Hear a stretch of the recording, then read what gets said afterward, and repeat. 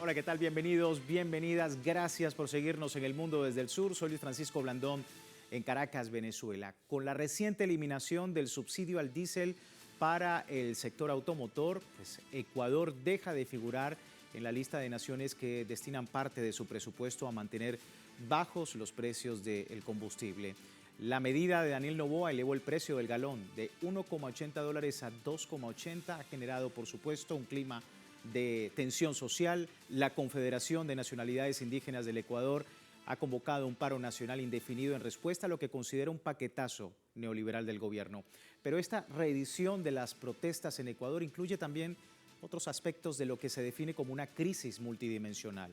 Sectores como la salud, la educación, la escasez de recursos, el abandono estatal, la ausencia de obras y hasta la atención de las necesidades urgentes que han perjudicado a la mayoría del pueblo ecuatoriano, la minería a cielo abierto, el modelo extractivista y la falta de recursos a través de, por supuesto, estas políticas que presenta Daniel Noboa, sin incluir lo que ya obviamente hemos abordado antes, la seguridad, la crisis de seguridad en este país. La respuesta del Ejecutivo ha sido la ampliación del estado de excepción y vamos a estar hablando de esto a través del análisis. Antes recordarle, a través de nuestras redes sociales, a lo largo del día hemos sondeado la opinión de nuestros usuarios sobre el tema. Ya algunos de ustedes han participado respondiendo la pregunta que tenemos en pantalla. Ese es el código QR para que pueda participar. Sin consultar al país, Daniel Noboa en Ecuador elimina subsidio al diésel, aviva manifestaciones que en años anteriores rechazaban la medida, mientras la crisis carcelaria sigue generando más masacres. ¿Qué ocurre en Ecuador? Ahí están las opciones. Falla esta política neoliberal de Daniel Noboa, un Estado servil al crimen transnacional, permanente política de represión y persecución, una dictadura al descubierto. Ahí están las opciones. Le invitamos a participar. Vamos de inmediato con nuestro invitado, Pablo Dávalos. Él es economista, director de Foro de Economía Alternativa y Heterodoxa, profesor universitario. Pablo, muchísimas gracias por tu tiempo. Bienvenido. Muchas gracias por la gentil invitación. Un saludo muy cordial. ¿Qué está ocurriendo en el Ecuador? 51 años de subsidio al diésel y ahora pues la tensión social se eleva luego de que el presidente de Ecuador, Daniel Noboa, haya hecho esta medida sin consultar a los sectores sociales del país.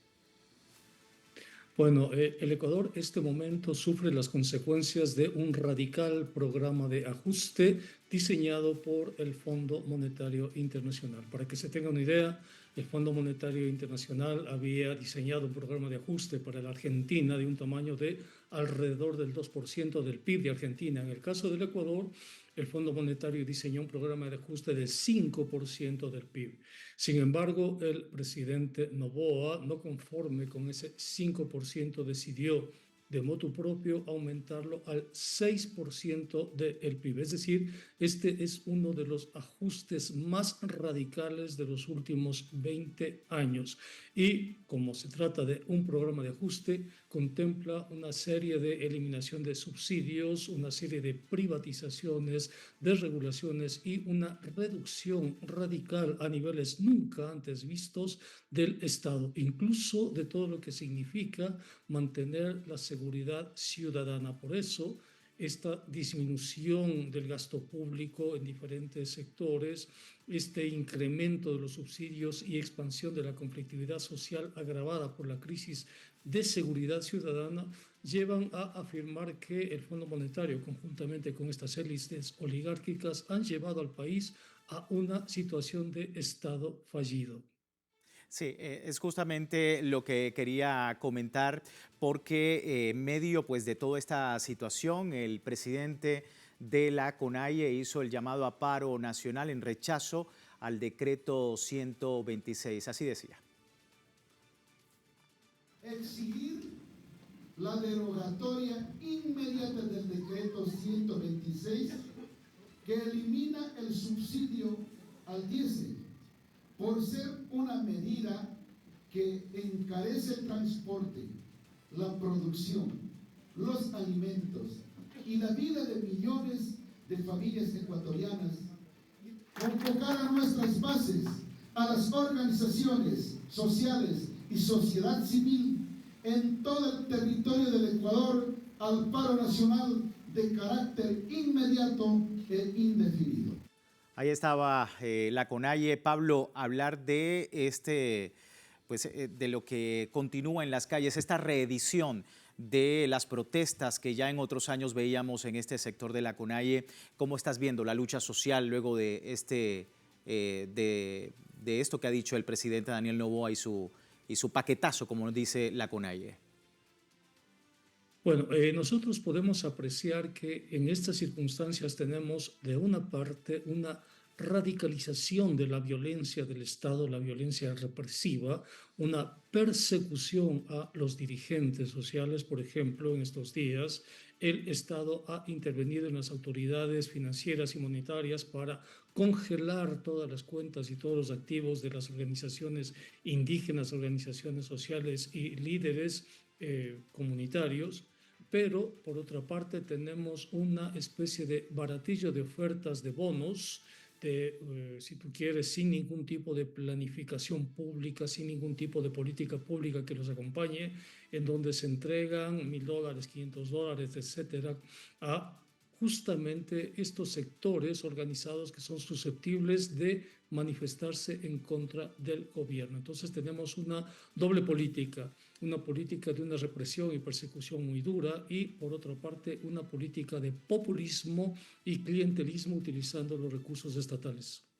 Sí, en medio de todo esto vamos a seguir viendo algunos otros elementos. Este paro nacional en rechazo a la eliminación del subsidio. El gobierno nacional pues militariza, por ejemplo, la ciudad de Latacunga. El precio del diésel aumentó, como decíamos, de esta forma abrupta de 1.80 a 2.80 dólares por galón y como parte de un ajuste económico, pero el rechazo ha sido contundente. Se generó toda una ola de protestas por la eliminación del subsidio, un combustible clave para el transporte y la economía popular, especialmente en Latacunga, que, como decíamos, fue militarizada, ya que esta región ha sido históricamente uno de los principales escenarios de resistencia indígena frente a las políticas estatales consideradas regresivas. Pablo, lo que vemos es la respuesta del gobierno ecuatoriano, represión y se amplía el estado de excepción. ¿Cómo estás viendo esa medida en torno a todo este escenario? Mira, la presidencia está en la capital de la República, que es Quito. Sin embargo, el presidente ha decidido trasladar la presidencia de la República a la ciudad de Latacunga, que está a 1 hora y media al sur de Quito y que además es la cuna de lo más fuerte que tiene el movimiento indígena, que es el movimiento indígena de Cotopaxi. Además, es el lugar de origen del líder indígena Leonidas Issa, quien llevó adelante las movilizaciones de 2019 y 2022, justamente en contra de medidas como esta. En consecuencia, el presidente Daniel Noboa pone el conflicto social en una dinámica de confrontación directa con los líderes indígenas. En vez de intentar dialogar, intentar construir algún tipo de puentes y de comunicación con la sociedad, lo que el presidente Noboa hace es confrontar directamente y además trasladar la sede de la presidencia a uno de los sitios más emblemáticos de la resistencia indígena en un claro propósito de confrontación directa con las organizaciones indígenas. Al mismo tiempo extiende el estado de excepción y decreta el toque de queda en varias provincias de la sierra del país para tratar de controlar desde la militarización cualquier tipo de protesta social. A pesar de eso, la protesta social se ha dado en varias provincias del país y es un proceso que probablemente se continúe extendiendo a lo largo de estos días. Sí, y se espera, Pablo, esto para terminar, el alza derivado de todo este aumento, pues golpea a transportistas, agricultores, consumidores en Ecuador. ¿Qué implicaciones estás viendo desde la economía? Mira, el diésel es el combustible de la producción. El diésel lo utilizan desde los pescadores artesanales, el transporte comunitario, el transporte que va con productos de la sierra a la costa y a la Amazonía. Por lo tanto, es un combustible que atraviesa como un vector a muchas cadenas productivas. El momento en que se altera el precio de este combustible, se altera obviamente todo, absolutamente todo el proceso productivo y descarga esa afectación directamente en los precios al consumidor, lo que reduce la capacidad adquisitiva de los trabajadores, de los campesinos, de los indígenas y de los comuneros. Es naturalmente obvio, si se quiere, una expresión de rechazo a esto que además no contribuye en absoluto a solucionar los problemas del país. No significa que el gobierno con estos recursos va a traducirlos en obra pública o en salud, educación o investigación científica. Todo lo contrario. El gobierno ha desmantelado la salud pública, ha desmantelado, fíjate tú, la investigación. En este momento el país ya no tiene las instituciones de investigación científica, simplemente las desmanteló. ¿Qué va a hacer el gobierno con estos recursos que obtenga? Los va a transferir directamente para el pago de la deuda externa, de conformidad con las directrices diseñadas directamente desde el Fondo Monetario Internacional. Sí, y Pablo, porque efectivamente se ha dicho desde el gobierno también como una medida para paliar esta situación en la canasta básica sobre todo y mitigar el impacto, se ha dicho que hay compensaciones para transportistas, créditos a bajo costo en el sector productivo, ampliación del bono de desarrollo. Aseguró que estas acciones, dice el gobierno, van a impedir el aumento en la canasta básica.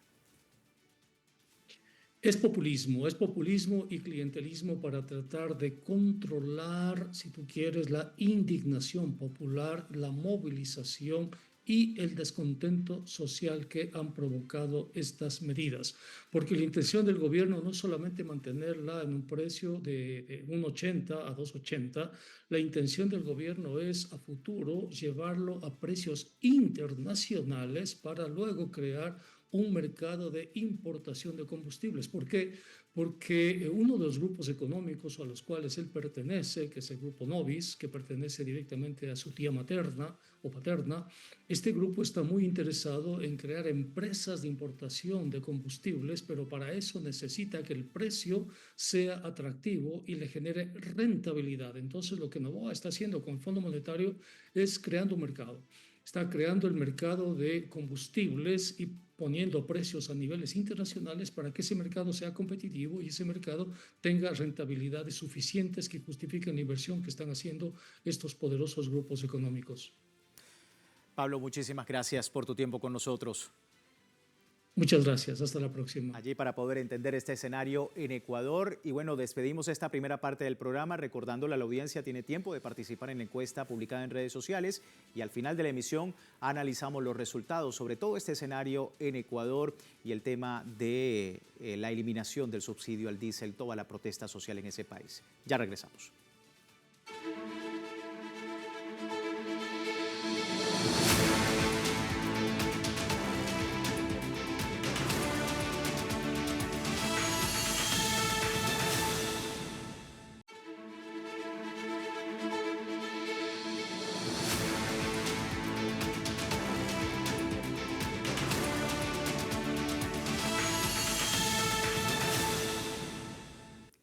Gracias por seguirnos en El Mundo desde el Sur. Seguimos ubicados en Ecuador con toda la situación que ocurre en este país. Hablábamos en primer lugar desde lo político y desde lo económico con todo el tema de la eliminación del subsidio al diésel.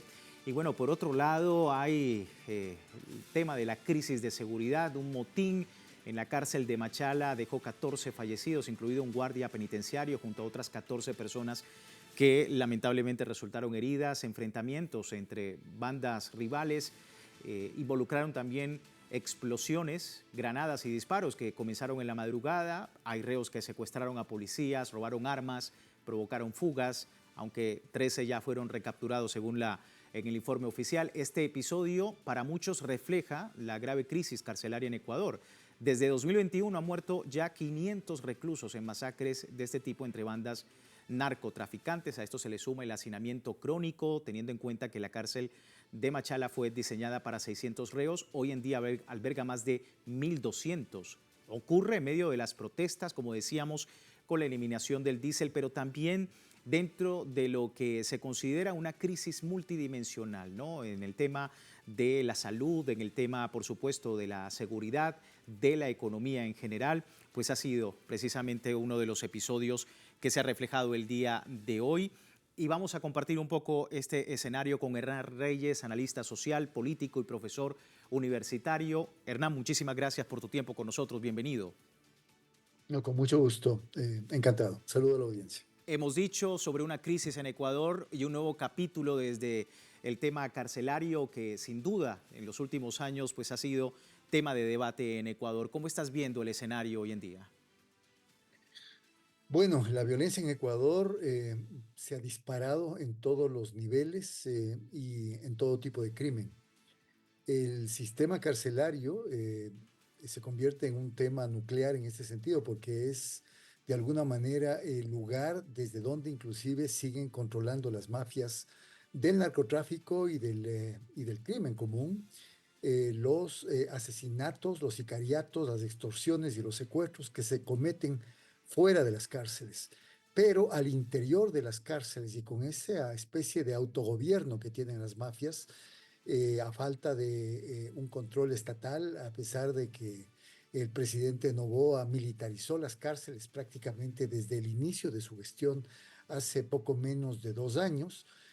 Todavía los enfrentamientos entre bandas rivales han cobrado no 500, como se dijo, sino más de 600 víctimas desde el 2021 al 2026 por asesinatos de distinto tipo y por masacres masivas que se han dado al interior de los recintos carcelarios. Sí, quería preguntarte sobre las medidas de Ecuador. Tú comentabas desde el inicio de la gestión de Daniel Noboa, se ha hecho algunos anuncios, sin embargo la situación sigue francamente peor. Dentro de todo esto se incluye un aumento al impuesto al valor agregado en 2024 para generar recursos precisamente al combate al narcotráfico en medio de la crisis de seguridad que vive este país. Sin embargo, continúa la misma sensación de inseguridad y lo que considera la población en general ha sido uno de los grandes interrogantes de ahora en más para Daniel Noboa. ¿Cómo calificas las acciones teniendo en cuenta pues, lo que ocurrió el día de hoy? Bueno, totalmente fallidas. El famoso llamado Plan Fénix, que fue el que blandeó Noboa desde el inicio de la gestión, diciendo que era el plan estratégico para controlar los niveles de violencia en el Ecuador, incluyendo el control del sistema carcelario. Es un completo fracaso, a pesar de que hace ya muchos meses el presidente Noboa incrementó 3 puntos al impuesto al valor agregado, un impuesto que se paga por todas las transacciones comerciales que se hacen en el Ecuador, subiéndolo de 12 a 15% para, según dijo, recuperar ingresos que iban a ser invertidos en seguridad.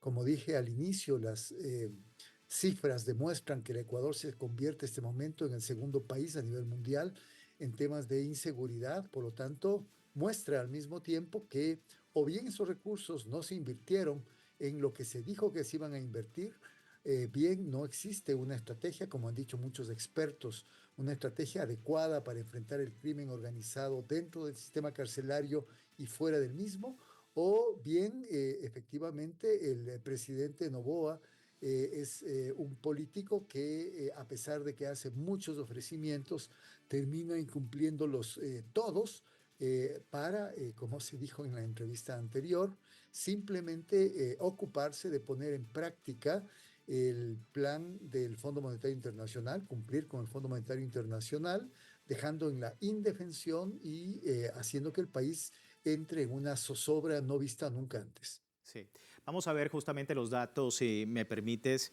para que la audiencia pueda conocer un poco, Hernán, de lo que ocurre y lo que pues, desde los organismos internacionales se ha evidenciado. El Comité Permanente por la Defensa de los Derechos Humanos de Ecuador denunció que en 2025 394 personas han muerto en cárceles de Guayaquil, principalmente debido a la falta de atención médica.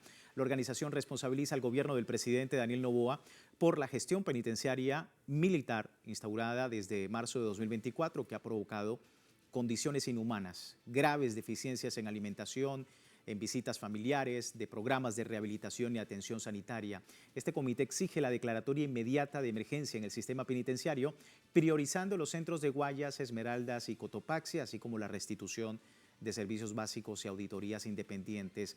También ha advertido que estas muertes evitables podrían configurar crímenes de lesa humanidad y anuncia que continuará con acciones legales ante organismos internacionales para garantizar los derechos de los reclusos. Hernán, en medio de un escenario internacional bastante complejo y sobre todo con el tema del narcotráfico, ya se ha evidenciado, por supuesto, en los últimos informes de la ONU, pues el papel que ha tenido Ecuador en ese escenario, cargamentos de droga que se detectan de manera regular en exportaciones incluso de banano, vinculados en Ecuador, incluso algunos llegan a decir que hasta en la familia del presidente Daniel Noboa. ¿Cómo estás viendo el escenario del narcotráfico hoy en día en Ecuador y por supuesto sobre estas denuncias desde el Pacífico y la vinculación que tiene pues el narcotráfico transnacional hacia Estados Unidos y con toda la situación, por supuesto, desde Venezuela, por otro, donde también se ha intentado no crear una matriz de opinión sobre todo este tema y que vincule a Venezuela? Bueno, hay quienes han llegado a calificar el gobierno de Noboa o la institución estatal en el gobierno de Noboa como un narcoestado. Y esto tiene que ver con no solamente el hecho de que el narcotráfico en el Ecuador siga siendo el mayor negocio ilícito que produce una cantidad no determinada de ganancias. Se habla de entre 2.000 y 4.000 millones de dólares, con cifras conservadoras en el sistema bancario, sino que se ha llegado inclusive a señalar que empresas vinculadas con el grupo Noboa, la corporación económica más grande del Ecuador, de la cual obviamente pertenece el presidente de la República, Daniel Noboa, y allegados suyos, es una de las empresas que finalmente ha resultado señalada como parte justamente de cargamentos que han llegado a Europa y Estados Unidos, cargamentos de banano fundamentalmente, donde se ha encontrado fundamentalmente cocaína. Esto quiere decir que así como no se ha controlado la economía ilegal de este sector ilícito del narcotráfico, no se ha intervenido en cuentas bancarias o de instituciones financieras, a pesar de que inclusive ya existen marcos normativos más que suficientes. No es menos cierto que hay también una contaminación y una corrupción en las fuerzas militares que están presentes en las cárceles y que en muchos de los casos, inclusive militares en servicio activo y pasivo, han sido detenidos prestando seguridad a delincuentes y grupos de narcotraficantes. La situación es tremendamente grave, puesto que a ojos vistas la ineficacia, la ineptitud del Estado para controlar este gran negocio ilícito raya casi en la indolencia o en la indiferencia. Para algunos, inclusive, mientras exista este floreciente negocio con toda su manto de violencia que despliega en todo el país, el presidente Noboa tendrá pretexto suficiente para poder seguir con el declarado estado de conflicto interno armado y poder, en un momento determinado, bajo el pretexto de luchar contra el crimen organizado, frenar, como lo está haciendo ahora en estos mismos momentos, todo brote de descontento y de malestar social frente a las políticas que ha aplicado en estos casi 2 años de gestión en sus dos periodos, el transitorio y el periodo ordinario. Hernán, por último, 16 de noviembre, consulta popular para ver si regresan o no las bases militares extranjeras en el país que pretende Daniel Noboa, informó precisamente la autoridad electoral. ¿Qué esperar de este escenario? Bueno, el presidente Noboa ha creado un relato ficticio, por supuesto, a través del cual hace creer a una parte de la población ecuatoriana que con los acuerdos y con las cercanías que tiene con el gobierno norteamericano, la presencia de bases militares en Ecuador puede ser la panacea y puede ser la solución para controlar lo que él no ha podido hacer, controlar el crimen organizado y el narcotráfico. Sin embargo, tenemos en Ecuador una experiencia muy mala, muy negativa, cuando estuvieron los norteamericanos y tuvieron una base militar en la ciudad de Manta, en un puerto del Pacífico. En ese entonces existieron varios informes de organismos de derechos humanos que detallaron los niveles de abuso, de violencia, inclusive que se generó eh, hubo niveles de prostitución en la población local, hubo niveles de abuso, de violencia, etcétera, por parte de los militares extranjeros en esa ciudad. Y por lo tanto, ni siquiera es que dejaron, digamos, una dinamización económica, como al principio también se creyó, sino que a la larga todo lo tenían concentrado dentro de su propia base y la economía local tampoco tuvo ningún beneficio de su presencia. En este caso, Noboa necesita de las elecciones para poder tener un poco más de aire fresco, luego de que ha caído la confianza de la población en su gestión, sobre todo en los últimos meses. No es significativo todavía, pero es una caída constante. Y por ende, no solamente quiere poner preguntas como esta para poder obtener de alguna manera el acuerdo de la población, sino que también llega a querer pretender escribir una nueva constitución llamando a Asamblea Constituyente, para lo cual este fin de semana casi estuvo al borde de salirse completamente del marco democrático y prácticamente desconocer de manera abierta y explícita a la Corte Constitucional en el Ecuador.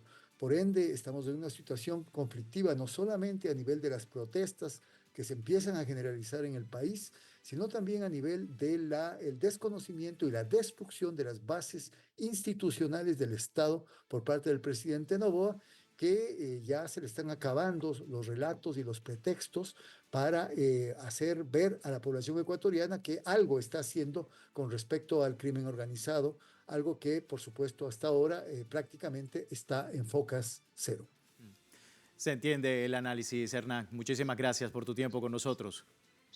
Gracias a ustedes por la invitación. Hasta luego. Hernán Reyes, analista social, político y profesor universitario, sobre la situación en Ecuador. Antes de terminar, revisamos los resultados de la encuesta que publicamos más temprano a propósito pues, de la situación en Ecuador. Le hacíamos la pregunta precisamente sobre la situación de Daniel Noboa, que elimina subsidio al diésel y aviva las manifestaciones. ¿Qué ocurre en Ecuador? Pues allí tenemos las opciones y un gran porcentaje, 56%, dice falla la receta, las políticas neoliberales de Daniel Noboa. A todos ustedes, muchísimas gracias por participar de la encuesta, por brindarnos su opinión. Y les recuerdo www.telesurtv.net con nuestra señal en tiempo real desde cualquier parte del mundo, y en Telegram, el servicio informativo de Telesur, 24 horas del día, siempre con una perspectiva del mundo desde el sur. Soy Luis Francisco Blandón, gracias por seguirnos.